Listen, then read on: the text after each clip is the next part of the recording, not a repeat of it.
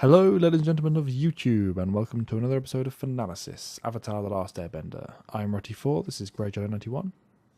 Hello. This is Turk McGurk. What up? And this is Antoine Bandelay. Be water, my friends. Let us in with a summary for episode 11? 11, Matt. Yes, that's right. This is book 2, episode 11, The Desert. This is like hot off the heels of the library. We're picking up right off where we left off, and they're stuck in the desert without Appa. Oh no. Where do we go from here? Let's get This wasn't into it. actually a two-parter, was it? It was No. just We said in the previous It's not- episode that it's we think it was aired back to back, despite not being a two-parter. Yeah, it's not really like an official, like the way that Winter Solstice was. It's not one of those, but I think that Okay. they aired together on the same day. It's If that makes something to be sense. said about book 2 overall that we've mentioned already as well. It's a lot more the kind of style of storytelling is supposed to be run on a lot more than singular episodes, as with the first one. So they're even especially definitely- later on, they yeah. do just continuously flow through one another. They definitely did do it with the Serpent's Pass and the Drill, which is like the next pair of episodes after this. Yeah, and as I said before, I think they did it for the Amashu one as well, leading into the oh no and seeing Amashu. No. I think it was any time they wanted to immediately kind of get the cliffhanger, over with. For good, They for may good have reason. also done it with Crossroads of Destiny, but I'm not sure on that one. That might have been like an hour-long finale. Not sure. That would have been the one to do it for, if any of them. What I like about the initial conflict that happens at the beginning of the episode is that it's kind of one of the conflicts that is the least contrived, and it's like you get where everybody's sort of coming from, even if Aang is being a little bit over exaggerated with his anger and worry for Appa, and Toph not like caring, like when we saw her previously, doing her best. And even like the one thing I liked about Toph in that situation is that she doesn't often feel shame for the things she does. Like she's very unapologetic in the way she is, but in that moment, that she really like, oh man, like She feels I fucked horrible. up, even though like there's nothing I could have done about it. Yeah. So to have this episode established with all those things at play, I think did a really good job. I agree. As Aang is raging at her face because it's there, and he's able to put her face on like the issue, like as opposed to it's really her fault, which it's not. So I like Yeah. that. Right off the bat, it changes the group dynamic. It just complicates everything. And yeah, you can definitely see where everyone's coming from, and it's like, oh no, Team Avatar. Oh, and even Katara coming in jumping because she hasn't, I don't think, yet ever defended Toph at this point really in the story yet. So it's cool to have that happen so that they can get a little closer, so they're not just always bickering. Katara is shows- in full-on mom mode. Yeah, throughout precisely. the Right. episode. I was She's just gonna say, definitely and the it goes to mediator. show- Everybody. Yeah, for this episode. Yeah, her character is like, she does what's right or defends whoever needs to be defended, because she's a mom. And she's in the right in this episode. I think at every turn, pretty much. Like sometimes she can get a little preachy or holier than thou, but here I think she's like pretty spot on with her momness. Especially with her treatment of Sokka at certain points. Yeah. Because she's I'm- definitely in the right on that one. And it's a testament to her character too, because this is all she's known for many years. So second nature to her. To be a Well, mom. it's worth noting as well that it's an episode that's good for getting across the whole mumness, because as you said before, and as you just said there, Matt, she can be holier than thou sometimes. So an episode where she's doing nothing but that and it not grating anyone, it shows that they've clearly they've done the writing right with this one. They've not gone too overboard with her. They've not. As we said, you understand where everyone's coming from, so except for Sokka. So you're not. No one knows where he's coming from because he's an idiot. He's high as a kite. Well, even just being stupid enough to try it in the first place. But yeah, everyone else, no one's. Aang's obviously wrong to be as angry as he is with the people he's actually raging at. But everyone's core emotions and the reason that they're He out of is balance 12. right now, it makes Yeah, sense. and Yeah, I also precisely. understand it, It all- because you- if you you've been get- in that situation, Well, Yeah, it's he's, no, you're no not one, rational. Yeah, well, yeah, Exactly. especially because he's Like, 12 well, and like- not used to this kind of thing. But just no, my point is, no one's kind of overshadowing anyone else. Katara is right, but it's not at the detriment of our appreciation for Aang's situation. It's they balance the tensions right in the arguments. And I like Yeah, that, Aang's typically this like wholesome little dude, like he can do no wrong. He's kind to everyone almost in all situations. He's understanding and compassionate. And this is one of those, this is actually a lot of these episodes that are to come. They're a good indicator that he's not a perfect person. And I love that about these episodes. He's human too. So, and he's 12. So, Yes, yeah. He's just a kid. Yeah, the fact that he's 12 means we can't rationalize everything he does anyway. But yeah, he is like he's definitely behaving emotionally here, and it makes sense because like you probably would too if you were in this predicament at this moment. I like that it gets past his air nomad detachment as well, because him being so young, but also him being Aang, he's not ever really. He's always been perfectly on board with the air nomad way. He's never disagreed with anything. But I get the impression that had he grown up with them, he would have started to lean away from their ways somewhat, because he's clearly not someone who can just so easily cast aside his attachments. I mean, he's the Avatar for one, so he can't dig it to the nth degree. But it's a little bit like the Jedi. But I don't know if the air nomads are like exclusively like detached in that way, like completely. I think it's maybe to the extremes. It's unclear how far they take it. Yeah. I think it's sort of like the Jedi, in that you have some that really have a stick up their ass, and other ones like Gyatso clearly wasn't that way. Like in fact, Gyatso was like he straight up was like, "I'm not going to let them take you from me." He was going to take Aang. He's a Qui-Gon. Oh, I apologize. I misspoke. I meant to say Lahima, not Gyatso. Yeah, Gyatso is one of the ones that I feel like was not the one who's got a stick up his ass for sure. Yeah. Or is the unattached one? Lahima, that's the Zahir one, right? That's what I was thinking about for the non-attachment thing. That's the one I'm looking forward to revisiting when we talk about Korra, because I remember being like kind of spooked out by what he wrote or whatever. But I want to see what the actual quotes were, to see if they like remember what they exactly said. But I remember going, sounds shady, and not so enlightened, or maybe like too enlightened. I don't know, like one of the two. What's the difference? The problem is I've gone sane. Exactly. He had some pretty strong arguments. But the main thing as well is just, again, we don't know the scale. We don't know how far they've taken it any given way. I like the idea that it's like you say, like it is with the Jedi. It depends on the individual, how far they're willing to take the kind of creed of their culture. Which is why I mentioned it with Aang, because clearly, even aside from the fact that he's the Avatar and can't go full out air nomads with it, he wouldn't be inclined to in the first place. From what we've seen, and this is the first time we've seen him even struggling with it. Even on a subconscious level, he's not really thinking about what he's doing right now, because he's just being raw and primal. He's reacting on his emotions, as you'd expect for someone so young who's facing something so horrific. Because this is his last tie to his people. It's his best friend. It's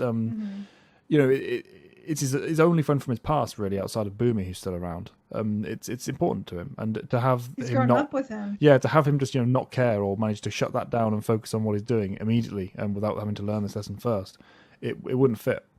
To say nothing of the fact that it gives us nice drama, for the rest of these few episodes. And also the fact that like every Avatar has like that sort of spirit guide thing. There's like a deeper connection that goes beyond pet or friend or like cultural tie or whatever. Like there's something binding them. Yeah, precisely. Like that bond. And really, that's Aang's best quality, because even when we get to the final episodes, like he cares. He actually cares about Ozai's life. You know what I mean? It's not like he like. Yeah, it's consistent. I think he was the only person on the planet at that moment. who did. Yeah. He's not wrong, and even the people who don't agree with him in principle, they're willing to put the practical side first because they need to. Whereas he's constantly trying to look for that alternative, even if he doesn't think there is one. It's nice that it's nice that the flaw we're getting here even though it goes against the core of who he is, it doesn't in any way kind of tarnish it, because you understand where he's coming from. It's not like, oh, Aang, you've ruined your character now with this moment. It's just, no, of course, you're pushed to this limit. You're going to be strained like this. It's just a roadblock. It's an obstacle for his character. And it's not one he just overcomes in this episode as well. He has to learn different facets of it, from the initial anger, the kind of denial of his attachment. It's kind of the multiple stages of grief that he goes through in these following episodes. Definitely, it's true. Yeah. What I like about the transition of the next scene is that it hangs on the cactus, which will show up later. Not just because of like them alluding to be like, oh yeah, that there's gonna be a drink that's gonna happen later, but just the fact that they're establishing the sense of space that, as always, they're always in the same area. These two parties. By the way, we're transitioning to Zuko and Iroh at this point. Right. We're also traveling and are back together. Yeah. This is the first time they've shown up since Bitter Work, I guess. The last time we saw was Zuko was angry at the storm. And even though like Iroh's being like really camp and like just ham, like with his like, but I do like the carryover of like his arm still hurts. Yes, So it's been multiple episodes now since that happened to him, and it still hurts. I like that lingering effect. They Yeah, always he's not put just, the like, attention into better. the continuity in this show, that's for sure. Just the fact that these thoughts are going on in the writer's room, it just speaks to the attention being put on everything. Even if it is a cheesy moment, because, oh, I'm old and I'm weak and I'm tired. But the Rough Riders attack. They engage the two, and they have to fight their way away from them. The Rough Rhinos, they showed up in Avatar State? No, Avatar Day. The Avatar Day. Avatar Day. Yeah. Yeah, that's right. Yeah. And they kind of rough rhinoed, and that was about it. We didn't know anything about them. We didn't learn anything from them. Here we learn there's at least an attachment to the Fire Nation. I'm sorry, what did you say? Here we at least learn there's more of an attachment, than just them being with the Fire Nation. They have known him from the past, at least vaguely. Yeah, it seems like they're just kind of. You think they're doing this for just like to collect a bounty, right? Yeah, like that's like the idea. Like they're not because of any kind of mandate. No, just money. The allegiance. I use the impression they give off to us anyway. Well, and also like that, we get another little facet to them, and also why Iroh would know them is because they're a legendary singing group, not just weapon specialists of all time. Group, yeah. Which it works in Avatar because you have those silly moments like that. But I also like to think if there was like an Avatar that was like a little bit more adult, like that still could happen. Like these guys are more than just like we want to do things in our spare time. Why not just they've played at bards? They've played at one of General Iroh's music nights before. Yeah, exactly. back in the day. That's hilarious.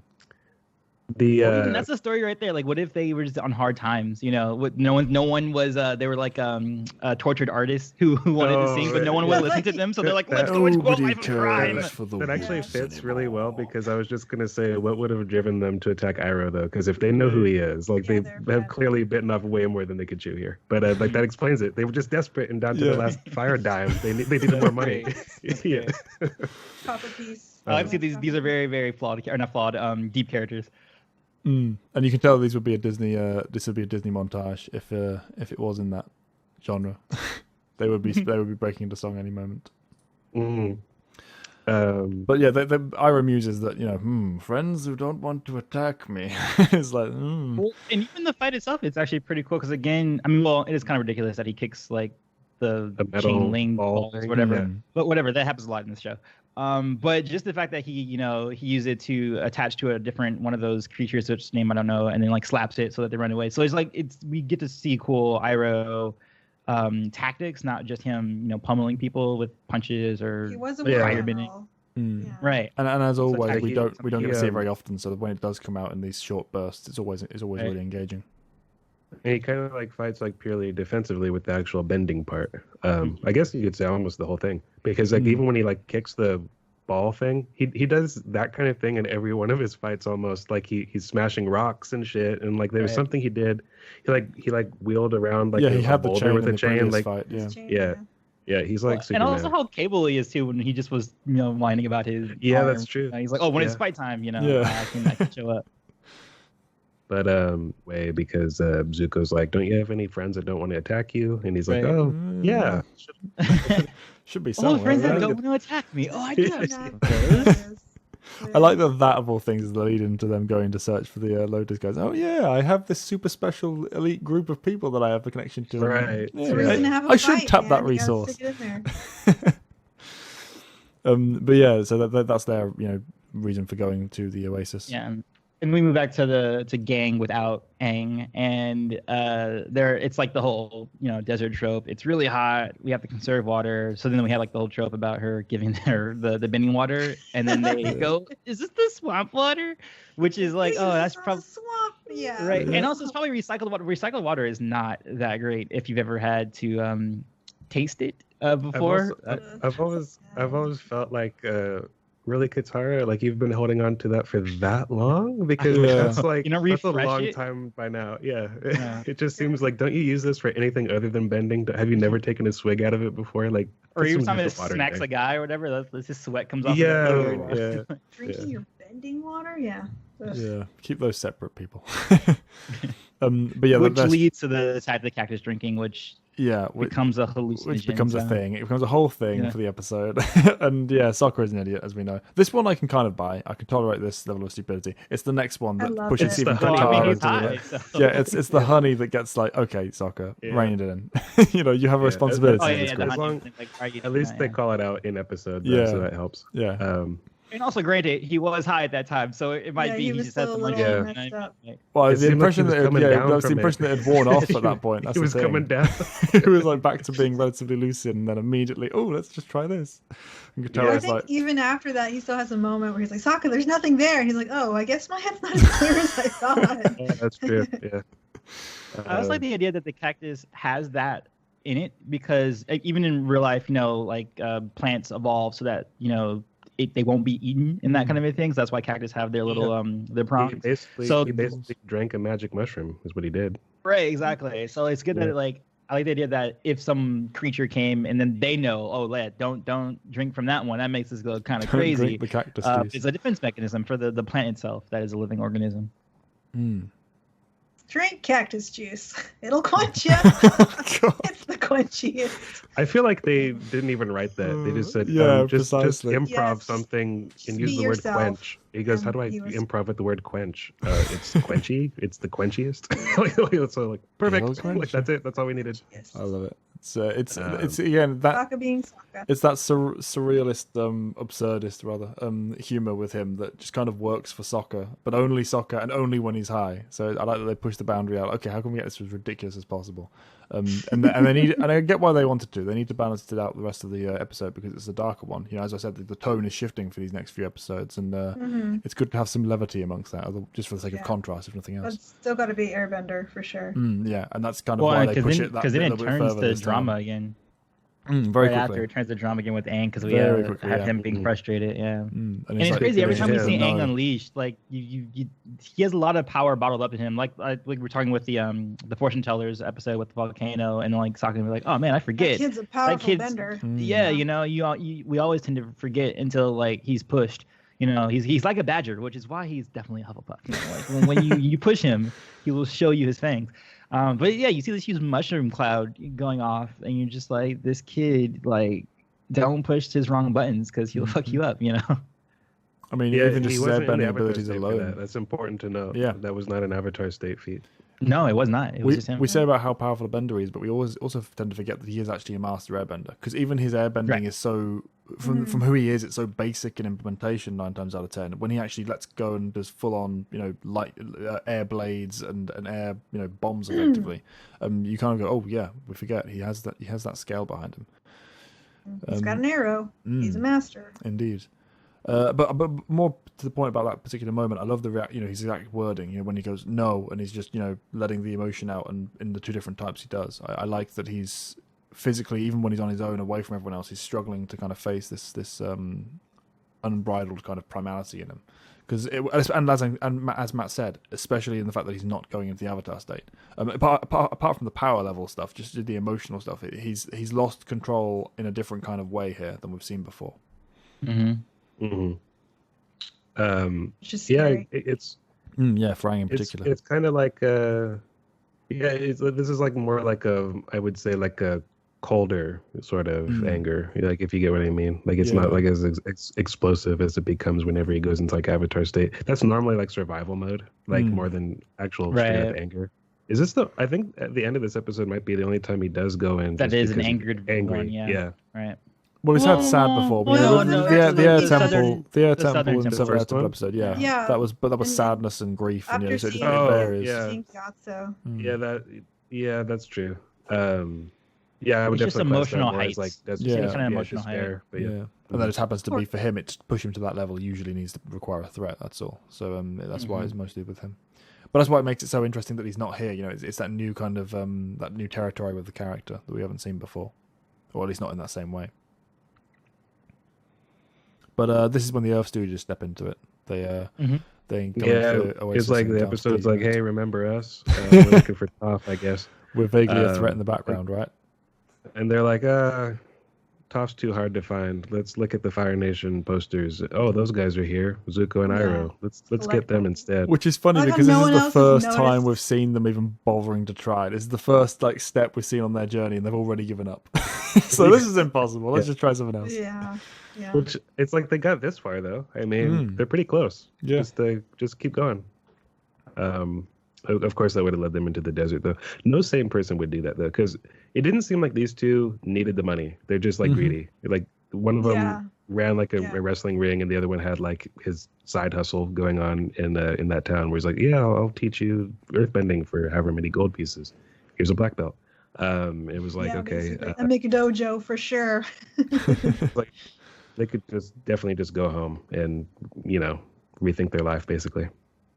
They want to go home and rethink their life. You beat me That's too. why I said it. And especially considering it is the Oasis bar as well. I know, it's awesome. But you guys didn't mention the friendly mushroom. That's like one of the. Oh right. That's the next scene though, isn't it? No, yeah, it does kind of. Yeah, it's the next shot. Yeah. Mushy giant friend. Yeah. Sorry, I had to. It's another one of those kind of series known jokes, because that's one of the ones that will always be in the first thing you see in the referencing. I was saying before we started recording, I forgot that Momo was on one throughout this whole episode as well. I like how his eyes are just like stumbling around in the background, just like gapingly wide eyes by the mushroom. But in any case, so we turn back to them in the desert while the sun's going down. Yeah, and looking for somewhere to go. Okay. He's not able to find anything from flying around on his own, so he kind of returns to them, depressed as you'd expect. And this is where we get the kind of practical side of things start to come into play again, because they need water. Sokka is getting paranoid because Momo just knocked the water onto the ground, and he's freaking out about it. Momo, no! You killed us all! It's a funny moment. It's more like he loses it because of his paranoia, because it's induced by that cactus juice. But I like the idea as well that Aang managed to go up into the air and kind of bend to an extent, bend the water out of the clouds, which is very cool. I like the idea of that, if nothing else. And again, it's the kind of spark for that tension again. I'm sorry if I didn't work. What are you trying to do? That's a different scene, though. Is it not that same one? Oh, is that separate? No. I thought it was the same scene too. That's why I didn't correct you. I was like, I thought my bad. Because the one where she drops the water into the sand, and he's like, "Oh no, Momo, you killed us all," and she's like, "No." Oh yeah, that's and she pulls it out of the sand. Yeah, you're right. It's the next one. Which theoretically, that should purify it, right? If all she's plucking is the water, why does it taste all swampy? But I mean, thanks a lot, Katara, for being really selective with your purification process. For not being a good waterbender. Yeah, but I didn't mean to be a stickler, but I just no, you're right. You're right. No, it's very true. I was mixing the two on the order. Kind of fell at that, but while they're doing that, that's when Iroh and Zuko encounter the friends that Iroh has that don't want to attack him. Kind of. Right. Yes. Yeah. And we get the Pai Sho scene, and they sit down and kind of play with the tiles. I like that the kind of that Thieves' Cant situation where they sit down and kind of play that code moment. It's like, okay, if you do this, then this means you're one of the that's a dope way to do it. Yeah, it's cool. I like the idea that the guy just sitting there playing Pai Sho as well and waiting for someone to come in. He's clearly a contact. It shows that the writers have put thought into, okay, so how would you contact this group? You'd have to have certain people, agents in certain places that you can contact in certain ways, and I like that this is the way they do it. It fits. It's not just some person they stumbled across. Oh look, here's a Pai Sho member, here's a White Lotus member, playing Pai Sho. Have you guys played Pai Sho before? No. Honestly, I played honestly, I didn't even know it was a real game until you just. Well, it's not. It's created. It's a lore game. Okay. But all right. Gotcha. My friends had a board of it. I didn't actually get to play it, but they had an actual board, and I didn't. It was the Blind Wave dudes, and I was like, "Oh my god! You guys actually have it!" And I don't know why we didn't play it. I was busy. It's cool to know that it's a game out there. Was the design made out of all White Lotus tiles? Did anyone notice, or was it all just different tiles? I'm just wondering. Because it's funny, because that's a lot of White Lotus. Yeah, when he lost his White Lotus back in season 1, doing the waterbending scroll, it just seems like that's a lot of White Lotuses to have to do. Yeah.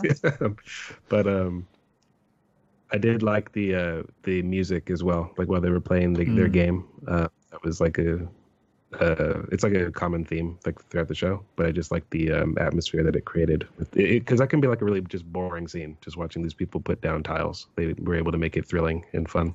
One of my So that was favorite fun. moments from Naruto, full stop, is just two people playing shogi. So anyone knows that Naruto well enough will know what I'm talking about there.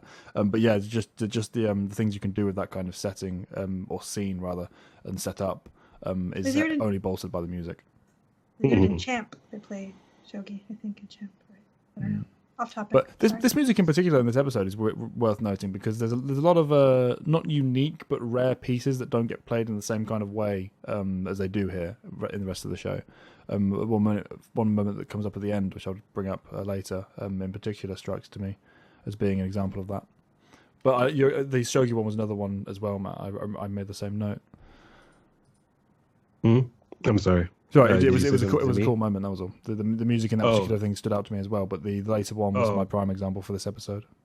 And then the scene is like they kind of realize that the Stooges are watching them, like and so the guy creates a distraction by like calling attention to them, and like an Earth Kingdom brawl like breaks out like in typical fashion, and they sneak out sort of the back way. That's kind of like the end of the scene. Showing that the White Lotus members are smart as well, which is nice. Yeah. Dual layered. I mean, again. they're enlightened.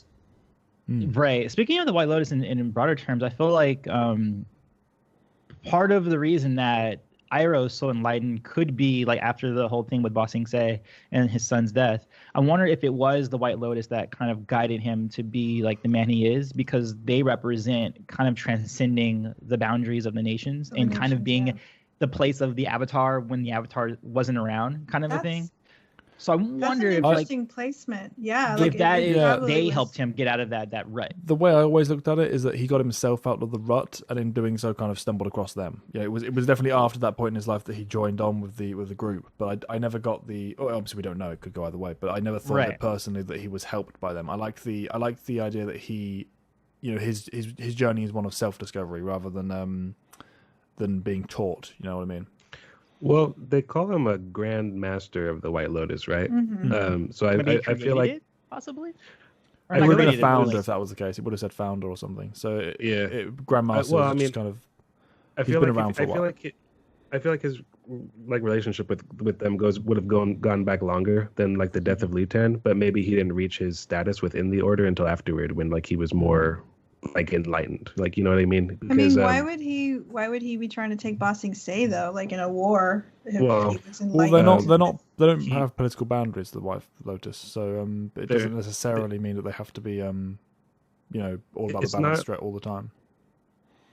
I think it's just sort of I don't think he had like a personal bent in the war. I think he was just doing family duty, because even like his like just the fact that like he's bothering to send like toys back to like Zuko and like Azula, like while he's like from his desk, like on the front lines of battle, he doesn't seem like he doesn't seem like he has the same Azula or Ozai or Azula. Oh God, no! He's not particularly invested. Well, we know the main motivation for him in doing that is his vision. He had the vision of taking Ba Sing Se, and therefore was just doing it. It does because Lutan hasn't been dead very long, not really. It doesn't really seem to me that he would be a new member of this order for me. Like I think it would go back longer than that. Same thing with like, because like that's like a lot of development to go through, like in like 3 or 4 years or however long it's been. And in terms of his character growth, I could definitely see that happening. But as you said, the group wouldn't then say you are a Grand Master if it was just that long. Yeah. He has to have been kind of like on the journey to self-discovery or whatever you want to call that, like before his like the fall of Ba Sing Se. I'm not saying he was one of like, his last totally... tests could have been that, and then the fact that he got over that, they're like, oh, okay, we will now grant you, Grand Mastery. Because I could accept that. I could accept that if it was just that, but the fact that he also had that business with the Sun Warriors as well, like he has to have done some of this stuff before. Like otherwise, that's. I mean, clearly, it was in his nature to be his royalty-loving kookiness. So it's he's definitely not anything like Ozai. So he's always had, I think, like a more gentle nature for sure. I guess I just have a harder time believing, like, if he was like full on White Lotus, why he would be like, banging down the doors of Ba Sing Se, trying to conquer another nation. He's not the only one, though. I mean, if you look at Zhang, we know he's a grandmaster and has clearly been around for a long time because he deserted recently, so he can't have possibly have just become a grandmaster since then. Especially given all the flaws that we know he has as a character, because he, even at the end of the series, isn't properly fully formed, as far as we know. I don't know. We don't know when someone becomes a grandmaster. So yeah, maybe. So he could have been one beforehand and then left the Fire Nation as well. So they obviously don't have a problem with them being, politically oriented. How can you be in the council and not be a master? God, can we? We were just talking. About we were just funny. literally recording that chapter as well yesterday on the book. I had to. Also relevant in this episode because I'm going to mention that character again later. Well, it's actually funny when you say that, though, because now I'm thinking about it. 3 of the 5 that we see are all Fire Nation. Like, so it's kind of true, it's interesting in that course. way. The only one that seems like fully formed, like he would have always been this way, is Piandao. He's the only one that seems like he's always on the same page. Like, he just seems like neutral. I mean, obviously that's why he doesn't like attack Sokka, or he does, but that's complicated anyway. I mean, they don't seem hostile. To an extent, like I just said, that's true. The Fire Nation ones, but like Boomy seems like he just always would have been this way. But Paku's pretty flawed. Like, you know what I mean? Like, just at the start. So and also politically oriented. He's very staunchly Water Nation, and Boomy's obviously Earth Kingdom. So it clearly doesn't require divorcing yourself from your own culture to be a part of this greater balance. I guess that's not what I mean. I guess it's like trying to perpetuate war, where I think obviously the Northern Water Tribe and the Earth Kingdom, they're defending themselves from invasion versus trying to go out and fucking conquer the land. You know what I mean? That's not White Lotus philosophy. I definitely get where you're whatsoever. coming from. Yeah, definitely get where you're coming from but it just everything's so ill defined with it. We don't know what the limits are, or whether or not they were actively trying to behind the scenes. Whether they thought Iroh, would be sort of okay, let's try and push it this way. Whether or not that was before or after the Ba Sing Se thing. Whether or not they put more stock in his visions than he did or something. Any story could be told in this realm. The only thing that I will say, because I don't want to go over long on this, is just that I'm more inclined to give Zhang and Iroh a pass in that regard because they weren't the Fire Lord. There wasn't that much they could do to stop it. Like, they weren't in charge at the time. It's I get what you're saying, that it doesn't seem in line with the mission of the Order of the White Lotus, but that's where I leave room for them to become more actualized in who they are after that. Because I imagine they've been a secret, society probably since the war's been going on. They can't be open about what they believe. You know what I mean? So for this last 100 years, I imagine that's how they have thrived. So. Well, the impression is that they've always been hidden, even regardless of the war. They're kind of the Illuminati of the world, as it were. Do they establish how long it's been around? I don't see why they would have to hide from the. Like, if there wasn't a war, almost like underground Christians or something, you know what I mean? It's like, I don't see why but you got to remember, if you hide. want to try and influence society from all the different walks of it, you're going to need to be unknown. If people know they're out there, they're a target. So even on the general level of wanting to be able to subtly influence things, you want to kind of keep totally it on the ruined down low. by Korra, because they're like, well, of hey, course, guys. yeah, precisely, stepping into the light. That's when they Yeah. become the Jedi. They have the Jedi problem of being targets. So yeah. Working from the shadows is Well, often more my beneficial. main problem with them and Korra was just that they weren't very effective, at all. But That's They became stormtroopers really quickly. With some rare exceptions, and even them. But yeah. Anyway, that's way off topic again. But it's interesting discussion. Well, we go back to the kids in the desert, and they use the astrology map to find the cave where the wasps are, so they can have some sort of shelter. Well, did they find the sailor then? Is that where do you I think that's after. No, is that no, before? they're on the No, they're on the that's sailor before. to That's get how to they it. get to Oh, that's how they get to the. Yeah. Well, But this is where Katara starts using the maps that Sokka stole, and he's like, "Who told on me?" Yeah, And this is the scene I truncated into the previous one with Aang getting the water and him getting frustrated. right. And what are you doing? Yeah. And Katara, says, "I'm trying to keep this group together." Quite And sadly. this was supposed to for use obvious reasons. the stars to get to where they need to go. That's what they're tracking right now. They decided to move at night because obviously it's cooler, and also they can actually see where they're going by the map of the stars. But yeah, then Toph just kicks foot and slams it onto a sailor, which is what they used to get to the hive. And then so they realize they have a new mode of transportation because Aang can not sandbend, but he can blow air through he can Which is probably get more the sails effective? going. Yeah, I probably. think so. Yeah, it's almost like, why do they have the sail? I guess to help like when it's windy. Like otherwise, like it's kind of pointless. But or maybe it's used as like a rudder of sorts, like to steer or something. But in any case, so yeah, like that's why we were confusing the order, because these scenes are all pretty short and it keeps flip flopping back between this and Iroh and Zuko. Because like the next scene is Iroh going into the Lotus meeting, and Zuko's left to wonder like what's going on, and he's sniffing flowers. It's one of those kind of quiet, relatable moments again, because everyone has been at some point in their life somewhere where they've been left out and have had to just kind of occupy themselves. Like, okay, how long is this going to take? And it's, everyone in some way, shape, or form has experienced this. This was like the experience of this for me was like going to like one of my mom's doctor appointments and just being stuck in the waiting. It's like I'm not even there for me. I'm just there because I can't be left at home right now. That's all. For me, it would have been the infinite number of garden centres that the family have visited in the past, and I'm like, I can't just sit in the car and read Harry Potter, please, and I'd be there for like 3 hours before they come back out. I kind of like the smell of like a garden centre. Like I do as well. I'll happily sit in the garden centre, but I don't want to walk around just looking at things and stopping and looking at things and stopping and looking at things and stopping for 3 hours.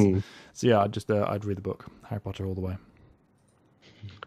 And then we get back to this is like when they find the rock. This is where Antoine was bringing us before, which turns out to be a hive. And we have I see your note, Sokka is a moron. Yep, you have to be Sokka is a moron. Yep. I have a natural curiosity. I love how he even tries to justify it. I have a natural curiosity. Yeah. It's fine. It's like so you're an idiot. Yep, you're a moron. It's a very hands-on approach to learning here. That's all. But this is like where Momo is abducted after they're like attacked by these wasp vultures or bees, whatever buzzard they wasps? are. Buzzard wasps. I don't know if they have an official name, but that's as good as any. They are buzzard wasp-like things. Because that's a team in Korra, the pro. Oh, is it? That Okay, I would remember that. It leads to the understandable triggering of Aang, who gets a little bit angry at the thing that's going to be taking away another one of his friends. A little bit. Oh, I didn't. Also that, yes, Antoine. That was the worst pun that we've ever done. Congratulations. Congratulations to the winner. But he uses the airbending slice and kills his first thing. He kills it. He kills it dead. Pretty dramatic. It's just an insect. But he says later, he says that to value the life of even the tiny spider fly or whatever. And I'm just like, I think he claims to like have never killed something. He's like, yeah, you have. Like, you liar. Yeah. I mean, think of all, if nothing else, think of all the ants he's stepped on in his life. But yeah, this is a bit more than that. This is actively killing a creature that was just otherwise doing its natural thing. I like that you can see it. Like it's a creative or clever way of showing it in a kid's show, because if you look in the distance, you can see two parts fall away from each other. So he Darth Mauled it. Like he definitely did. For sure. I mean, he went straight like Anakin in this situation. Yeah, and that's the thing I was about to mention as well. It's the shot after that. It's the shot. and not just the mini wasp. For the women and the children wasp too. Oh god. The larvae, right? That's what they. Yeah. The prequel memes. I never get tired of them. But yeah, oh my god, you guys! Like, how have you not said how he hates sand? We fell. He hates sandbenders. Anyway. They're coarse and they steal his friends. But he has that the moment I was about to mention. Sorry. Be a video. Well, I'm yeah, sure of course. Somebody's already done that. Of course, yeah. But the moment I want to mention is immediately following the execution of the wasp. It's the shot that lingers on him. It screams Anakin in the sand. Just the dark, brooding light on his face, the simple expression of just anger and just like, ugh, and then moves off, and even Momo kind of slinks away, worried about him. It was funny. He's very clearly on the dark path at this point. It's like I didn't go there because I don't find Anakin intimidating, but like it's funny how you guys all saw that. But neither do I. But it's the fact that I didn't find Aang intimidating most of the time as well. So when he does flick that switch, it may not work for Avatar. Oh, for Anakin for me, but for Aang, it unsettles you because you're not used to it. With Anakin, he's just being a whiny kid, but Aang has a reason for this, I mean, I think Anakin has a. Well, yeah, okay. I realized after I said that that's probably going to not. I meant as in most of the time when Anakin's whining, he doesn't have a good reason for it. At least in the films. But it is scary, I think, in both regards because they're too powerful. Really. So whatever. And they're both chosen ones to an extent. That is scary though. I agree 'cause, with like, you guys, but I yeah. just don't think of Anakin very much. But yeah, go ahead. What I also like when he does save Momo, and then Momo starts falling, and then he just like, oh wait, I can fly. Yeah. And then like that little moment, and the music goes, "Eh," and then he like rises back up when he like comes up. But yeah, the killing of that wasp is like the reason I think it's so stark is because it was already flying away. It was not a threat anymore. It was, except that it had you know, Momo. I mean, like, yeah, it's just purely out of like, you come back here, you will die. Like, that's crazy. Shows you the kind of headspace that he's in at the moment, and you know Right. how far he's For willing sure. to go. Even for his Momo, friends. like when he starts Which walking is- off with his anger at Momo, yeah, like yes, I mentioned already, like he's like, oh my goodness, like what? Yeah, He's which like, is "No." scary again for a character like Aang, because it's like we don't need that dark side Aang. You're too powerful and you're too good of a person. Don't Yeah. do it. Precisely. Sound like getting off with the ring. He's like, yeah, I can't be anywhere. In that ring. Don't tempt me. Yeah. I will end this world if I took that ring. All the references Don't today. tempt me, Frodo. Oh my god. But yeah. I like that how it kind of subconsciously opens the door to maybe one day he will be open to killing again. Then because it obviously doesn't happen, but when you have precedent for it, like assuming you don't know how the series ends, that opens the door to how will he deal with the Fire Lord? Can he Right. be driven to this point again? So it's good for storytelling. Very much so. Very much so. And his other past, I think lives, as we know, clearly don't have an issue with it. So They deal with the wasp and the Sandbenders show up. yes, yeah, this is the kind of he goes back to the hive, returns to the group, and then the benders turn up on the scene. Is this the first time that we get indication that with Toph's not just her ability to have the whole seismic sense, but the voice she can- thing? Yeah. I Yeah, think she never so. forgets the voice. Yeah, It it's the doesn't really we get come up very bits and often, pieces so, later yeah. on, but I think this is the first one. Yeah. What we Also get later lie. on is that she's basically a lie detector with Jet. Right. Yeah, like that's kind of that's a The thing. heart- But yeah, the heartbeat. voice recognition, I guess, it's just probably like a mundane thing that probably lots of blind people deal with. It's just identifying it people by definitely is that, just yeah. a mundane thing. It's not a tough thing, that one. I feel like But she does it yeah. in Korra. I don't there's a know number what of I'm little saying. bits that come up later on as well that she has that kind of thing. Which I just like. You know, it's nice. Oh, they it's don't funny. have to make it all Daredevil about has the same seismic sort of sense. thing. I just realized. Mhm. Like, Yeah. he does that too. Then again, he is powered. Like he's not like Right. just yeah. It But, makes it's little sense that he is, but yeah, it's one of those comic things. It's like random chemical makes you super what? powered. Like you don't think that a chemical to your eyes will make you be able to like? Anyway. They always explain it like his senses are just heightened, though. I feel like it depends on the rendition. Yeah. Anyway, that's off topic. Yeah, it gets very wibbly wobbly when it comes to that kind of continuity. But yeah, the Sandbenders have arrived, and we get a cutaway to Yeah, nothing Iroh and really- Zuko. Yeah, it's just sort of like the ominous end of scene, and then go back to Iroh and Zuko, and they take note. They can't just walk out the door because the Stooges are out there looking for them, which I feel like they could just take them. But, Yeah, for sure. Especially because but, they don't know Totally they're take them. Earthbenders at that point, do they? They just think they're don't- some random I don't guys, think right? they know anything about them. Yeah, which I guess is forgivable if you're dealing with an unknown quantity. You just want to be careful. Yeah, and they don't But, want to make a scene anyway, so I suppose there's that as well. They don't want to reveal their Well, I mean, firebenders. aren't they always trying to conceal the fact that they themselves are firebenders and the Earth? Yeah, that's true. what I mean. They That's don't true, want to reveal yeah. anything and make a scene to them. You know, draw their attention to themselves. Their best, I take it back. That's a good point. their I best take weapon back is the that criticism. anonymity. But it is still funny though, the idea that they go, let's go to these efforts rather than just solve the problem immediately. It's very That creates Iroh a as unique, well. a unique issue actually that carries over through several episodes. It's like, look, we can't deal with it the way we normally would. We just beat everyone's ass with fire. We have to pretend we don't know anything about that. It's an interesting kind of parallel between them and the gang as well. The fact that they're facing these new problems that we haven't seen before, and they have kind of self-imposed, or not in the case of the Aangs, but they have imposed limitations on their usual methods of navigating the story. Even if it's just as simple as actual transportation. Or even just actual navigation. We're seeing new difficulties coming up in the plot, which is always It's a good use interesting. of plot, yeah, for sure. Especially It's, considering they're like, tying logical. especially considering they're tying those struggles with the emotional imbalance we've got now in the story, with the tone jumping back to the kind of darker side with Aang and struggling with Appa and his loss. It's it's not just a case of let's just amp up the tension in little plotty ways. No, it's let's pair that with the continuingly progressing struggle of this emotional turmoil. It raises the stakes on every level again. So that is another scene that kind of ends on a how are we gonna deal with this, and we'll see in a minute. But then it cuts back to the gang, and this is like really where Toph spills the beans on this guy. Like I recognize his voice. And this was interesting because before we started, she said that he said to muzzle Appa, and that's what really like That's triggers what Aang. sets Like, him off. Yeah. Oh yeah. and we were like, I was like, I don't remember him saying that, but Turk did, and we did like a little research, and we found there's a different, like the scene plays a little differently with extra footage in Appa's Lost Days, so that rectifies that, so that makes sense. But yeah, this is like when Aang. Remember I told you how I now remember this had to have aired like at the same time because my dad like he got on board with the series with Wan Xing Tong, like with the creepy owl. And I remember he was describing the episode to me. He goes, yeah, there was like this like giant spirit owl thing, and then in the next episode they lost his bison or buffalo, whatever it is. And he was mad. This is what he was talking about. So, like to have somebody that you were like, like knowing the show, like So what? describe it that way.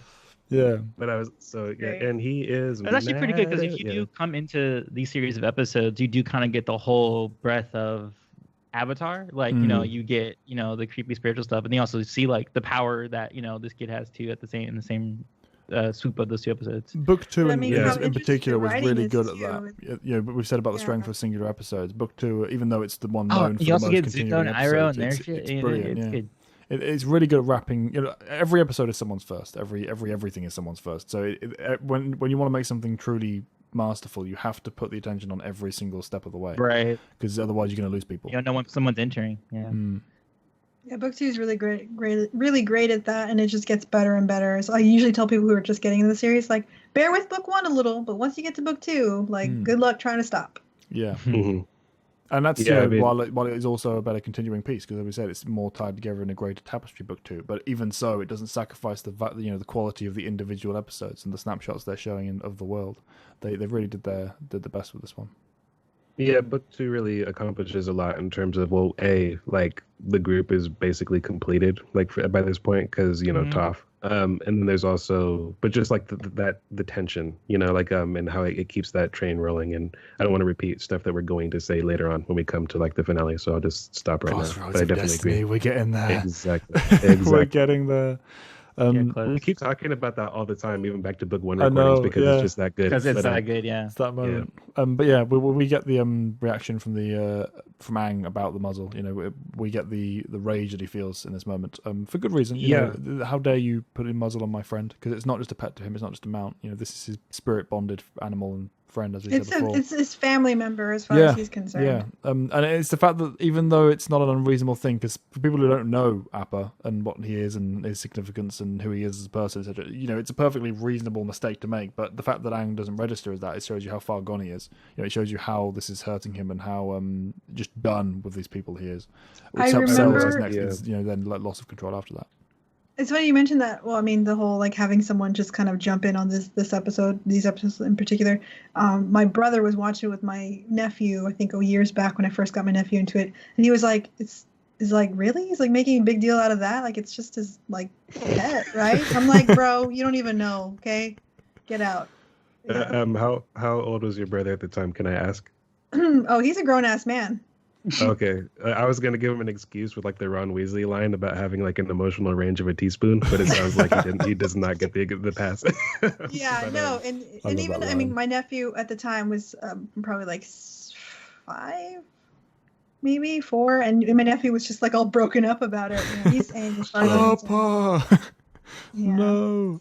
I mean, I don't blame them. Appa losing Appa. I mean, to me, the emotional loss of Appa being missing came later. It wasn't this one. The connection with Aang for me that did it. It was actually seeing Appa struggle.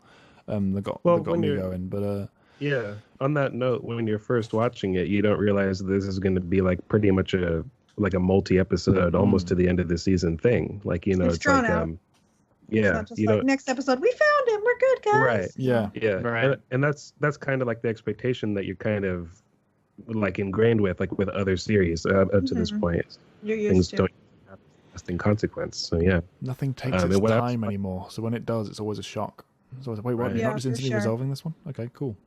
For sure. And And again, what it I plays really those like- right beats as well. It's not just doing it for no reason. Sure. I like the escalation of the Avatar state, because he starts off, he's in control of what he's doing. He's just mad, like in like the power is breaking through. Like the Avatar state is not guiding him to wreck their things and like question. Like he still speaks. That's rare. Like he doesn't really speak with the Avatar voice very often. It's like it starts off, he's out of control of his actions. Like he's like behaving very rashly, but he's in control of like his body. The Avatar state is not. And then it's only after he realizes how very far Appa's away, like gone. Like when they say that they sent him to Ba Sing Se. That's where like the despair kicks in, and like that's where he, in typical fashion, as we've seen in Avatar State and in Southern Air Temple, or what it was called. That's when he like, I like that how it he takes steps to get that pissed or hopeless. Rather. I also like how kind of in control he was of his out of control Avatar state as well, because usually it's a lot kind of it's blinding light, it's raging, it's just action. But he actually was saying, tell me where Appa is, and for once it wasn't him defying his Avatar state, past, that he was just letting them go with it because he was as angry as they were. It's a rare time where you'll see him being out of control and not fighting against it. Well, that's where I'm saying he was in control at that point. Like he loses it like afterwards. Yeah. Sorry, that's what I mean though. It's the fact that it's usually when we see him in that level of Avatar state, he's using it. He's conscious. That's what I mean. Yeah, he's utilizing that power. They've got a presence with him right now, but they've not taken over. This is regardless of them actually guiding his abilities. It's the fact that he's letting them be angry. That's what I'm going for. He's allowing the anger, theirs, not just his, because he's for once he's synced up with their mindset. If they had said kill him now, he probably would have gone along with it, or would have been certainly more likely to than he is later on in the series. Well, because normally that's like the point. Is like they're lashing out against, say, like the Fire Lord, and he is not. So he pulls him back. In this case, he's lashing out and using their power. It's vice versa. Like he doesn't do this hardly ever. Yeah, that's why it's 6. Yeah, that's what I mean. It's a dark side moment for sure. Yeah, he's actually wielding them, which is so rare for him because they usually always want the exact opposite thing of him, or at least they go too far. And it says something that he's so far gone and lost control that he's actually in control of them as a result. It's a nice little blending of it. For me. And then he loses his shit. Yes, then he loses his shit, as Matt said. The elemental ball, the sphere, and I like how even in the Southern Air Temple episode where he loses it, it's always Katara. Like that's just always like, they have such a special bond. But it also goes to show you the significance that character holds to Aang. That obviously Katara was the first person he saw when he was out of the iceberg. But yeah, I like how this time, the first time, it's like, we're your family now, giving him this long, sappy speech. And then she's just like, after being like straight mom mode, she just like basically grabs his arm, just gives him this like, look, just stop your shit. Look, like brings him down. And this is also on the tail of, or not on the tail, but it's after her discussion with him during the Avatar State episode, where she's actively said to him, for someone who's not, who cares about you, it's very scary seeing you like that. It's not pleasant. So he's now consciously aware of that for her. So it's the fact that she doesn't have to say anything. She just looks at him and he's like, oh, I'm sorry. And just kind of pulls back from it. I love that. And that's building on their relationship too, because we've seen it several times. I think that this might be, not having watched like the latter half of the series. Actually, I think this is like the halfway point. I think that this number is like the halfway point. I think that, because how many episodes are there of Avatar? 61? There are 20. Oh, you mean of the entire Book series? 2 is 20. So this is one episode over. This is one episode past halfway. Yeah. So sorry, you mean the entire series? My bad. Sorry. Yeah. Like 65? Yeah. Sorry. I don't know. But in any case, I'm pretty sure that it's like the exact middle, if I'm doing my math right. I think there's 61. But in any case, my point is, I think that this might be my favorite Aang Katara moment, because I don't really buy Katang. I don't buy the relationship. I agree entirely. Yeah, but this, what she is to me, like the mom of the group, this is her most like mom moment when he needed one most. And when like the look on her face is like pleading with him to be okay. You know what I mean? Like that's what I read out of it. It's like, I hope you're not broken here. While I agree, I like this moment for them as a pair. I don't think of it as a romantic pairing, though. I do think it's still more of like a older sister or mother. That's, totally right, exactly. I still don't think it's a romantic thing. I There's no disagree, romance but in I the think moment. only I I think disagree. only after seeing maybe the entire series that I really agree with it being romantic, because romantic isn't always just like, oh, like lovey-dovey. It's like being there for each other and having a Right. special bond. You know what I mean? I'm a Right. lot more and I along think the that special Katang bond is spectrum definitely than there.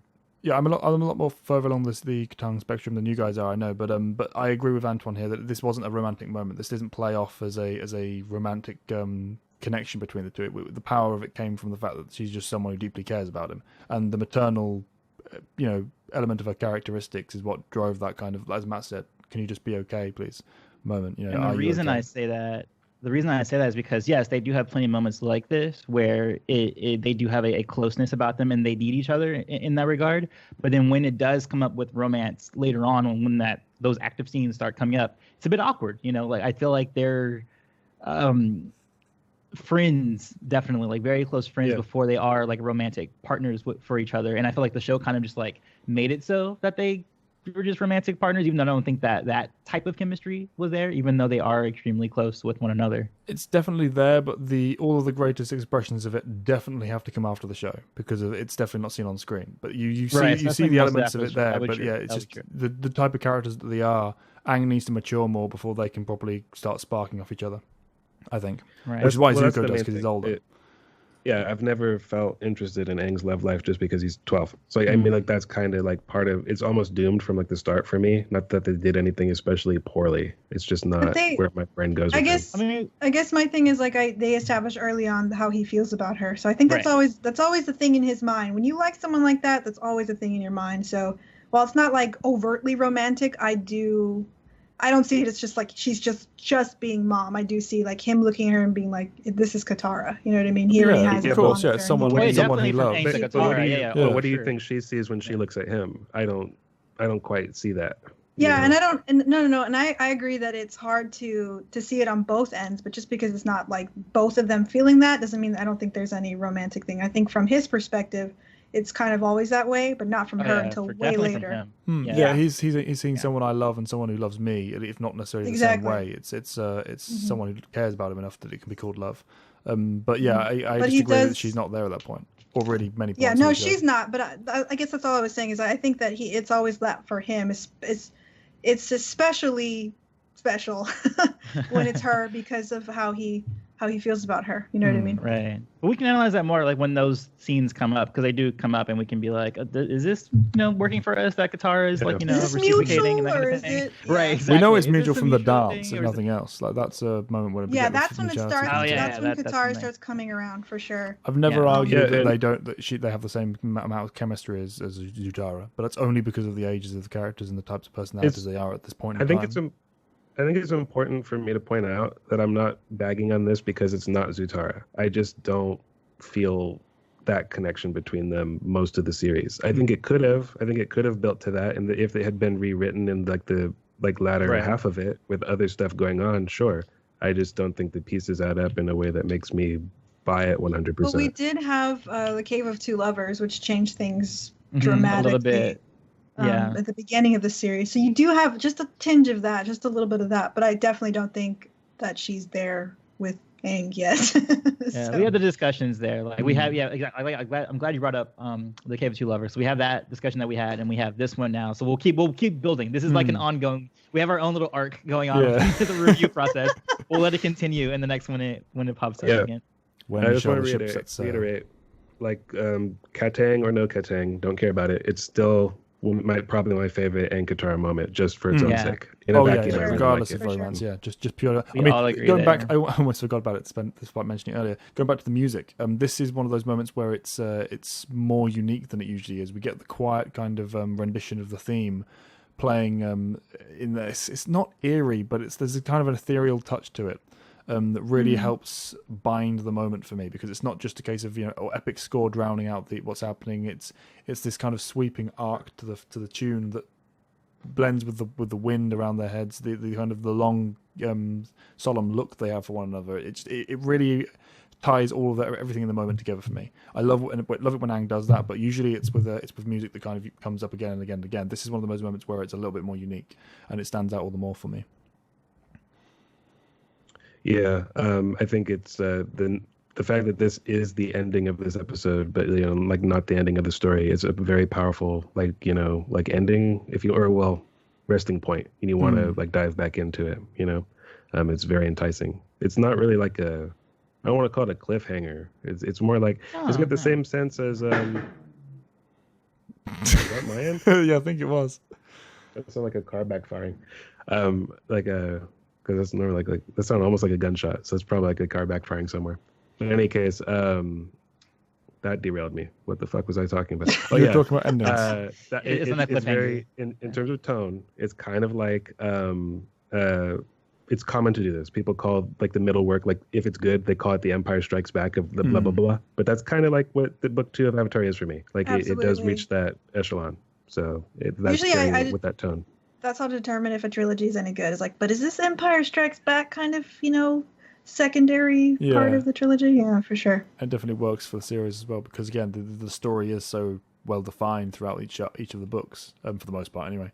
So yeah, it plays off. I mean, apart from anything else, we're diving into the characters now. I mean, not that we didn't before, of course. The Storm, and as just to name the biggest example. But this is the book where the struggle is kind of defining who they are, not just the journey and the lessons they're learning along the way.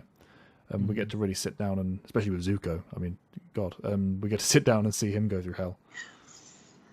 But of course, and we didn't mention as well, but in this one, they escape in about a pair of pots before we get that whole scene with Aang. Yeah, I thought about interrupting the talk before I had to mention that, but I thought that's a poor choice. Because and also just cheeky with them. Yeah, it's a thing that like, happens. Hey, we're here, guys. It's like a Blue's Clues. Where are they? Right there. They escape in a pair of pots, and that's the last we see of them for the episode. So yeah, it's worth noting. That's where they are right now. But yeah, that's the wrap up of the episode with Aang kind of freaking out. So we've covered that pretty extensively. Any last thoughts on the episode as a whole before we wrap up? Did we mention that they're on their way to Ba Sing Se too because the city's filled with refugees and no one's going to notice 2 more? No, we didn't mention that. We did not mention that, but yes, that is also a thing.